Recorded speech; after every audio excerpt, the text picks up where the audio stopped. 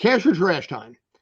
First movie we're going to be breaking down of the four tonight is going to be Exorcist Believer, a direct sequel to the original one, starring Ellen Burstyn.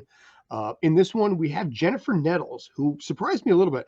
She was the one, if you remember from the Bon Jovi song, "Who Says You Can't Go Home," that duet. She is in this movie about 17 years after doing that song with Bon Jovi.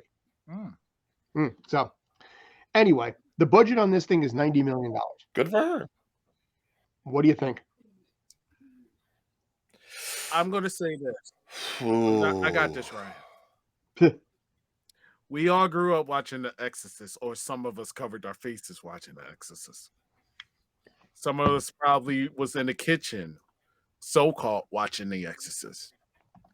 Some of us finally got our pants, had to take off our drawers because of this is why you wear brown pants when you watch this movie. That's you. That's not everybody. No. There's people. There was people, not me, but there was people that had to change their underwear because of The Exorcist. So, with the effects of the original film, the film is a cult classic because of the impact and the way they basically showed how things are going with a possession. We have a sequel that took how many years, Scott? 50. 1973 was the original. 50 years in the making. That picture is still creepy as hell, though. I'm sorry. It's still no. Like I said, I really wanted to do a Steve Harwell reference. By the way, thank you, Kyle. I wasn't going to, but I considered it. But I am going to say this, ladies and gentlemen.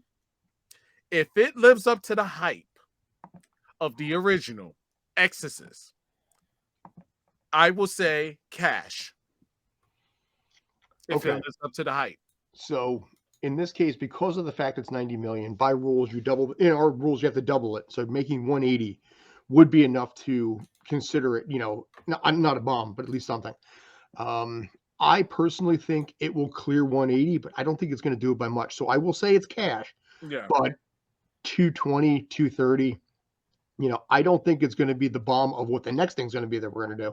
Right. But or I'm sorry, the the boom that the next one's going to be. But I don't really see it doing that well, all things considered. Right.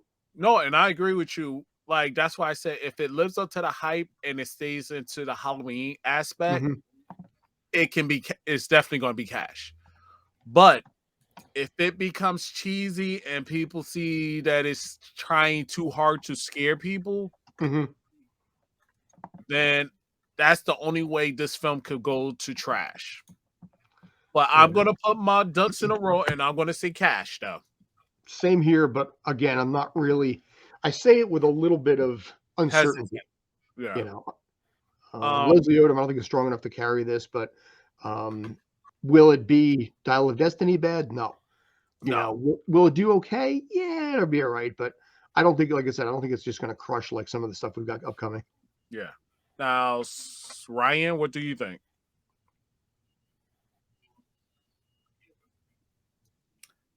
Oh, this is not making its money, unfortunately. This is a movie that is going to go ahead and try because it is the Halloween season.